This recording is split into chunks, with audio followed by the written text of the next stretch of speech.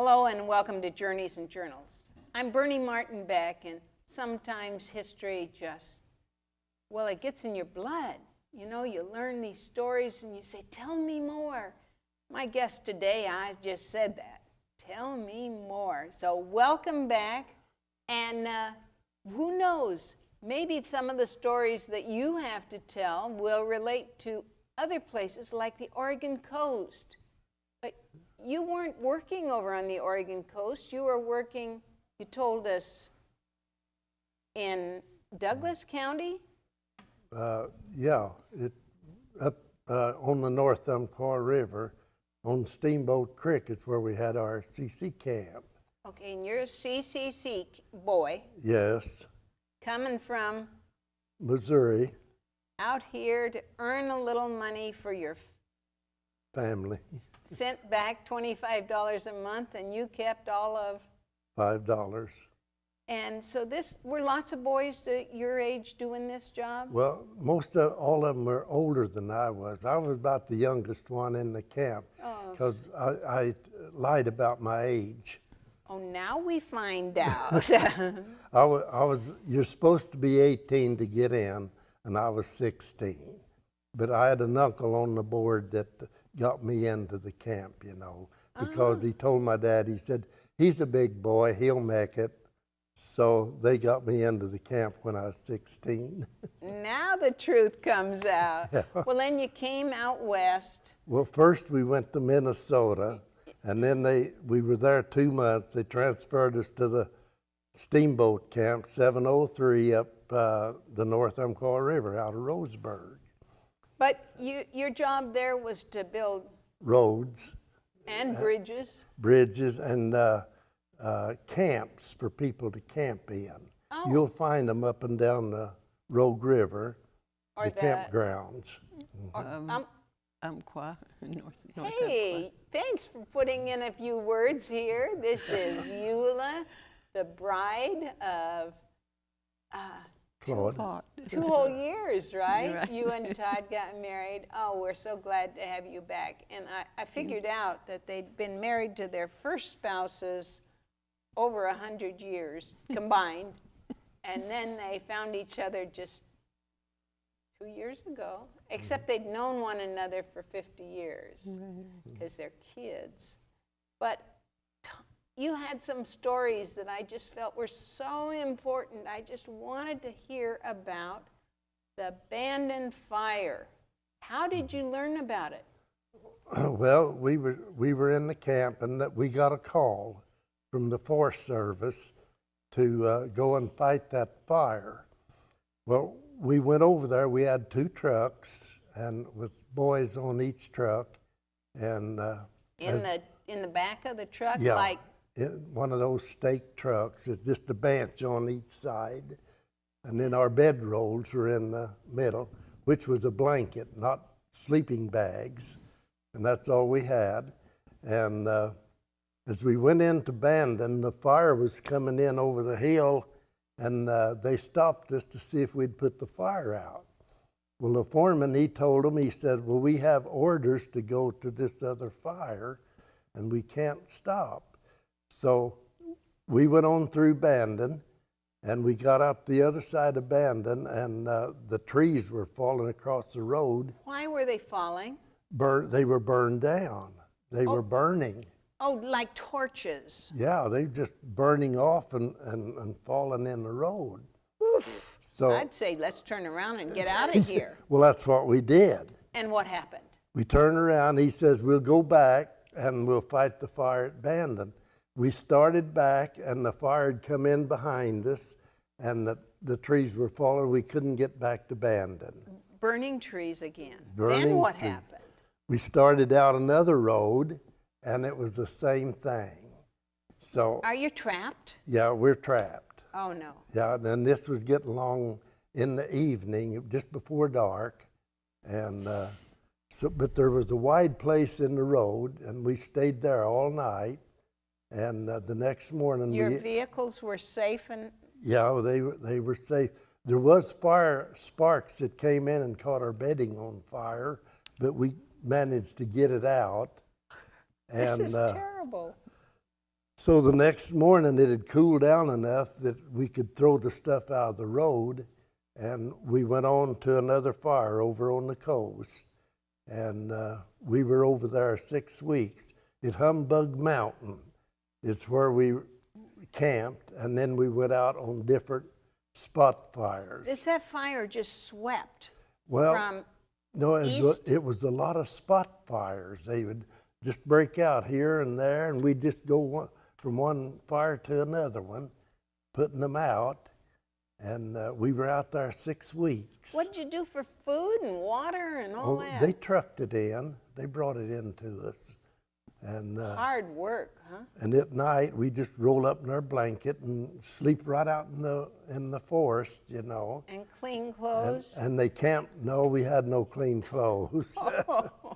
We camped right along the creek. We'd get our water out of the creeks, you know, and for drinking water and well, stuff. that was probably the safest place to be by. You could always go in and roll in the water. Yeah, we did that once. We were building trail down along the mountain and around this fire, and it got a wind behind it, and it came up, and it went right over the top of us. It's what they call when they go into the treetops, you know, and it went right over us and come down on the ground on the other side and up the hill. When that happened, we run to the creek. It was at the creek, and we all jumped in the creek, and we stayed there till the fire cooled down and we could get out. You know, I live in the forest myself, and they've told me that the safest place, if there was a fire and you can't get out on the road, is to stay in your house, because it's kind of fire safe with the, metal roof. Oh. And after the fire has burned all the way around your house, then it'll catch your house on fire. You have a little time. Then you can go out and stand in the forest. It's already burned. You can save your life that way. Yeah. I try to remember, would I panic? Would I panic? But, good things that we need to remember about, because forest fires are part of our life, aren't they? It is, yeah. But that Bandon fire, that was just enormous. It destroyed everything. Yeah, it did. When we came back through Bandon 6 weeks later, the only building standing was the bank building and one other building, and I don't remember what it was. And all the people in Bandon, they went down to the beach. They stayed on the beach that night that it was burning, and there was 5 babies born on the beach that night. Oh my goodness, how much fun to interview one of those babies. Yeah. And when we came back, there was tents. People were living in tents, and it was just like a tent city, because there was only those 2 or 3 buildings that were left. Oh, who else would know such a story? Thank you for sharing that. Yeah. That is incredible. Go ahead.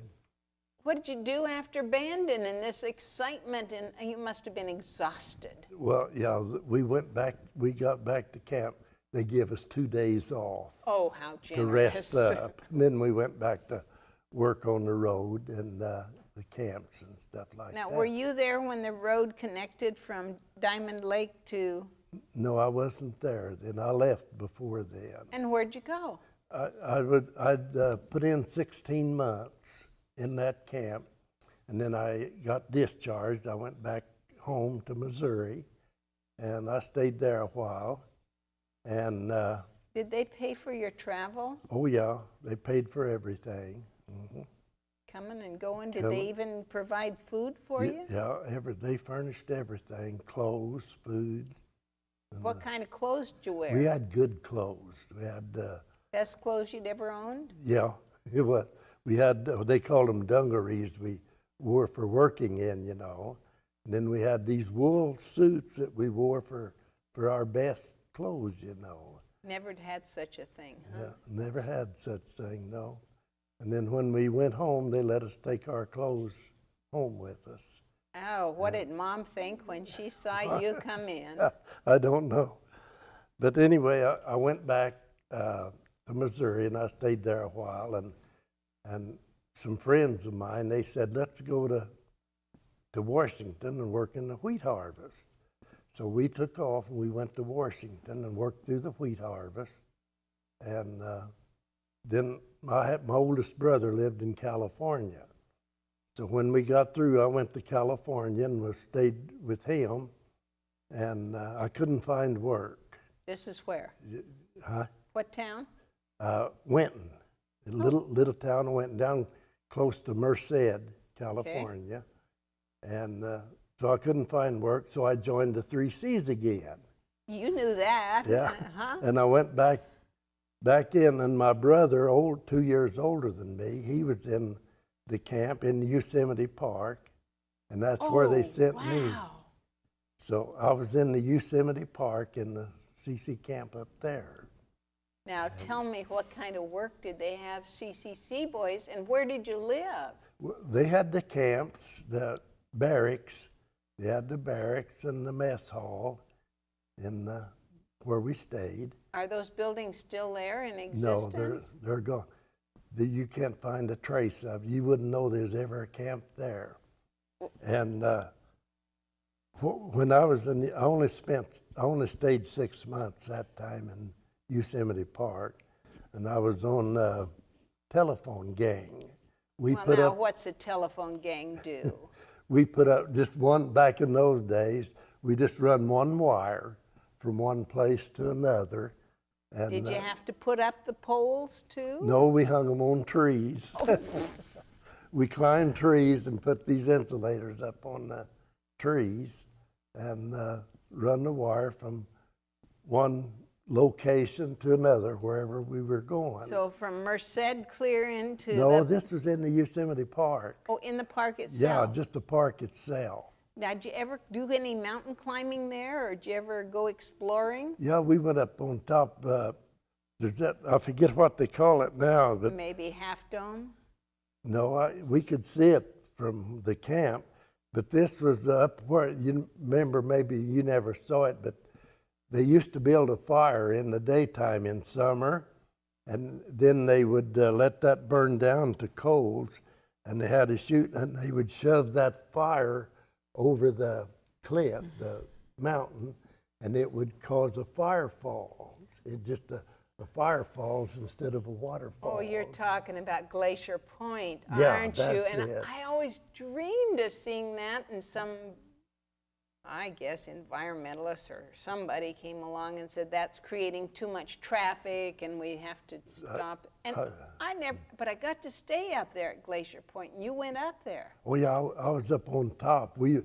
They had a place up there where we run a telephone line to the top of that. Oh, and they had a wonderful old lodge.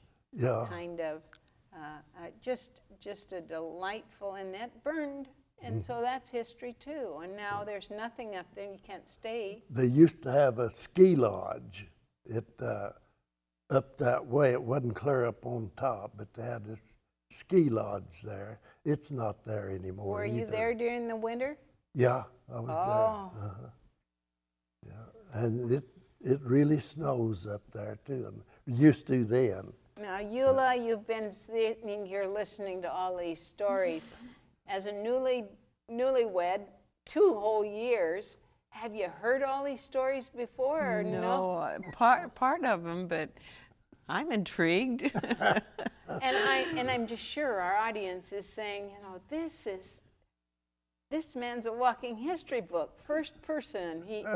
I'm going to ask you to go way back in your own mind's eye and tell me about the first car you ever saw, the first time you ever went to town, the first long pants you ever had, any of those stories. Oh, well, I was raised on a farm in Missouri, and the first car I ever remember seeing was, it was a Model T pickup. And my little brother, he was 3 years old when he died, and they put him in a casket and I can remember this, I wasn't very old, but they put him in that Model T pickup, and they took him to town. We lived 5 miles from town where the cemetery was, and they took him there and buried him. And that's the first time I ever remember seeing a car. Then after that, an uncle of mine lived in Oklahoma. He came to visit with his family, and he had a Model T touring car, they called them. Two-seated, big car, you know. That was really something. And did you get to ride in it or just sit in it? I just saw it. I don't remember riding in it. Well, Eula, what about the first time?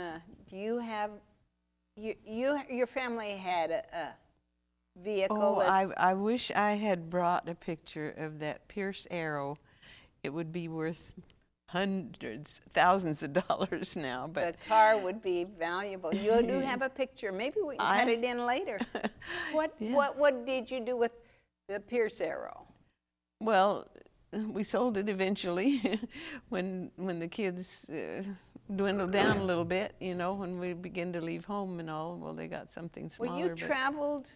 Oh, we traveled from Arizona to Oregon, California, Idaho. We were doing harvest engineers. Yeah, there are other names for harvest engineers.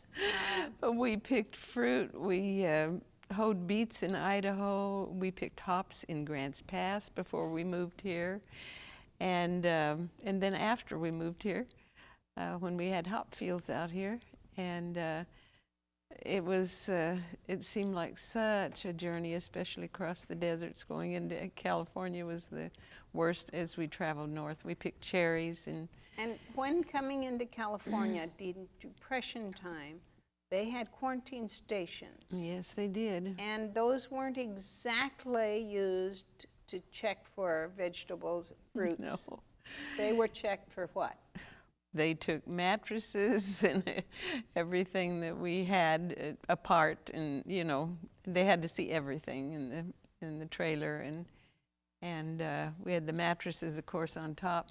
They say that one mattress, your poor family, but if you have two, you're doing pretty good. So we had two. And that trailer, as I understand it, once they got to Oregon, they just put a tarp over it, and that was the boys' bedroom. Well, yeah, we used Winter it as and summer. Yeah. Back to you. I like that belt buckle, and what's the train connection with you? Well, I retired off of the railroad. I worked 25 years. I moved from Mount Shasta, California. I'd worked in the mills and timber down there. Then I moved up to Grants Pass, and I went to work on the railroad in the signal department. Is that what this is about? That's what that is about. You're climbing clear up on a 25-foot pole? Yeah, that's called a semaphore signal. They're all gone now. Most of them, I think, are all gone. And the signs would go this way and this way, telling the engineer to... Yeah, when to stop and go. And these signals, I painted every one of them from Ashland to Eugene. Yeah, it took me 2 summers, 2 years to paint all those signals. And while I was working, I was lead signalman here in Grants Pass, and I put in all these gates through Grants Pass, Rogue River, and Merlin at the railroad crossings, you know, that go up and down. And that's very important because up to then, there'd been some train accidents, right? Mm-hmm. Some people killed on those crossings. Crossings, yeah. So they came up with this safety feature, thank Of course, goodness. these old signals here, they've been in there for years, you know. They were... But who knows how many lives they saved. Huh? Well, these here, they just let the engineers know whether the track was broken too or whether there was something on the track And or how about another train coming. Yeah, another train coming.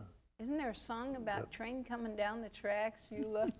She can sing and play the guitar, and she's a folk music specialist. And while here I was maintainer, I used one of those motor cars, they called them, those little cars that run up and down the track, 1 man or 2 men on them. It was the kind that you No, had to I pump? didn't have that. Mine had a motor in it, Oh. so I didn't have to do that. Upscale, huh? I was up there. And did you ever go out to Glendale Way and up there? Yeah, I worked the railroad all the way to Eugene. This was my district. Tunnel 9. What can you tell me about Tunnel 9? Tunnel 9 is... Out of Merlin. Yeah. Out of Hugo. Yeah, between Hugo and Sunny Valley. Up on the Funny mountain. story.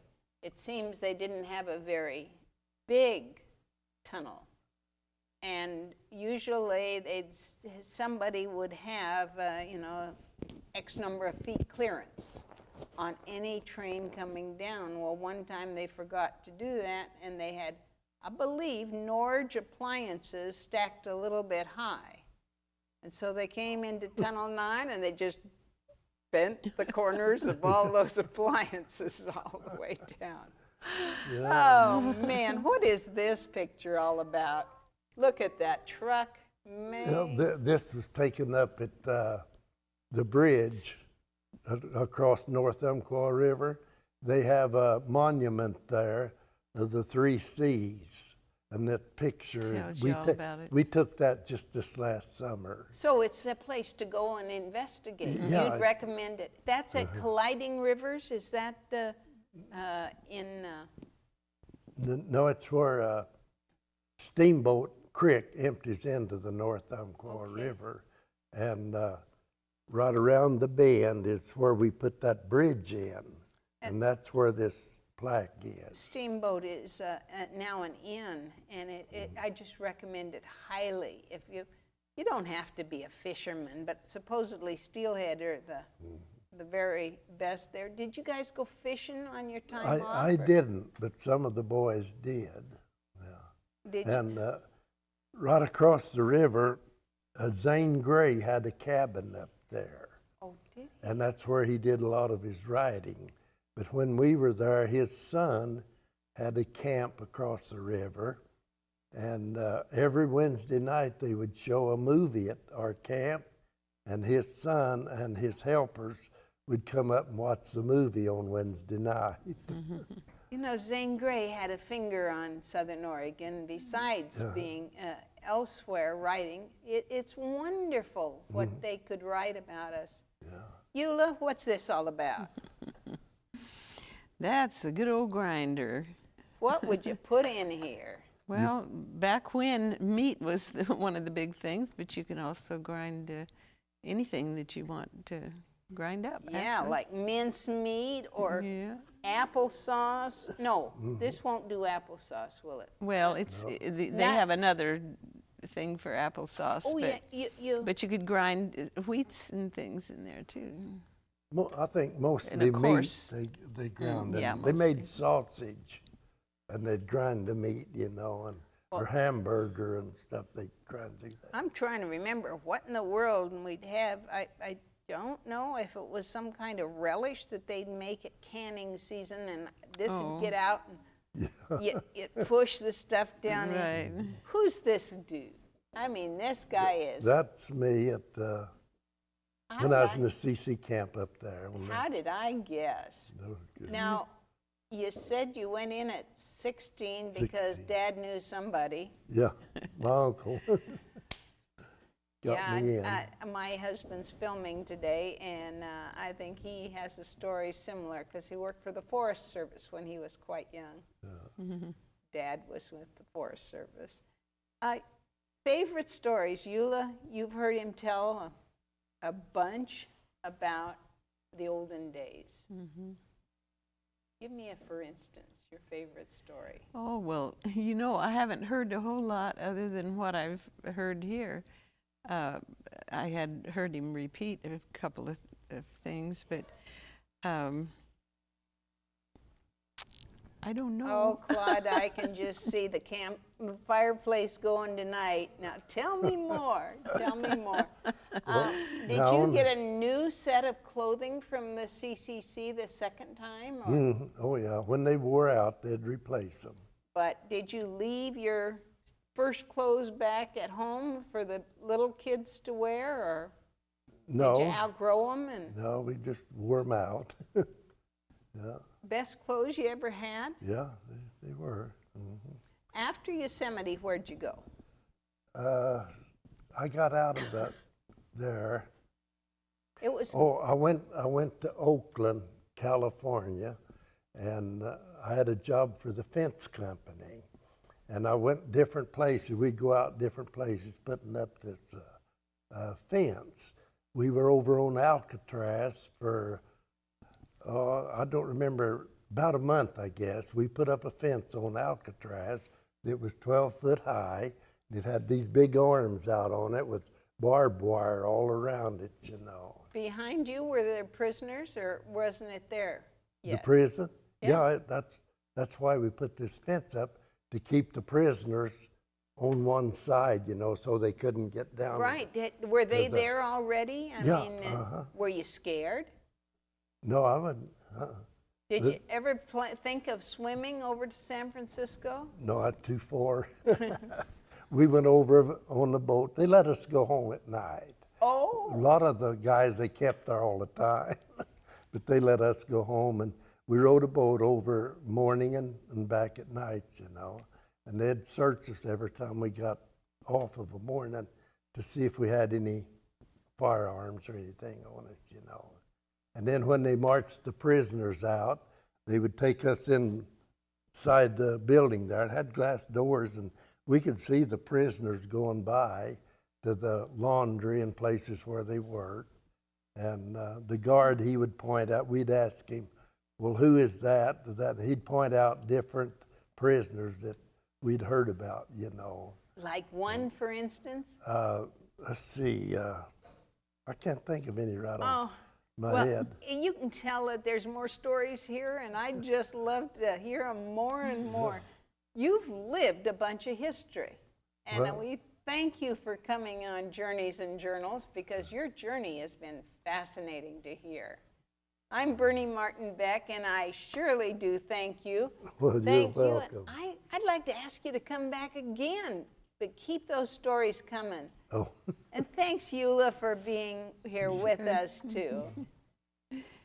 I'm Bernie Martin Beck saying bye for now, and keep those stories going. Tell your kids, your grandkids, to write them down.